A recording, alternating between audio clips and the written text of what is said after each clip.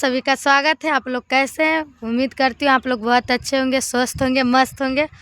और हम और सरोजा भाभी आए हैं, आप लोग देख ही सकते हैं।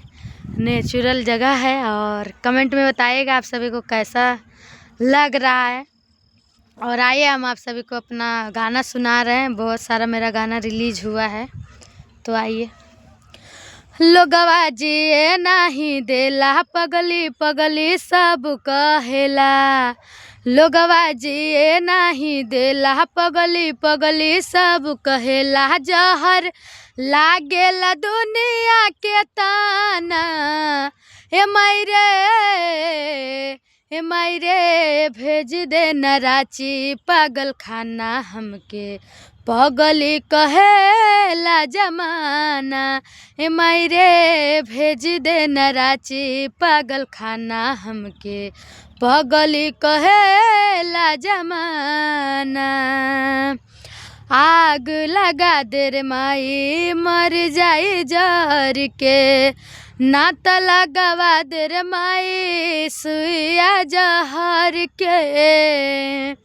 आग लगा दे रे माई मर जाई जर के, ना त लगवा दे रे माई सुइया जहर के। अब निक नाही लागेला खाना, अब त निक नाही लागेला खाना। ए मायरे भेज दे न रांची पागल खाना। हमके पगली कहेला जमाना, मायरे भेज दे न रांची पागल खाना। हमके पगली कहेला जमाना। तो ये अनुराग म्यूजिक पे है, आप लोग जाइए सर्च करिए, अपना प्यार आशीर्वाद दीजिए। और गाना कैसा लगा कमेंट में बताइएगा आप लोग। और एक और गाना है, दुनिया के मेला में बानी अकेला, आगा पीछा हमरा केहू ना दिखेला। दुनिया के मेला में बानी अकेला, आगा पीछा हमरा केहू ना दिखेला।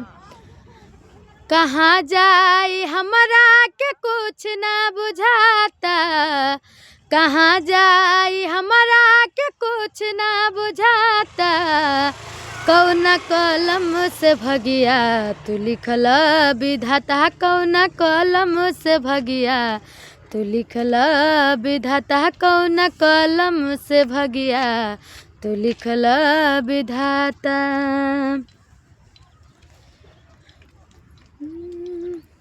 अच्छा लगे तो लाइक शेयर कमेंट और सब्सक्राइब कर लीजिएगा आप लोग।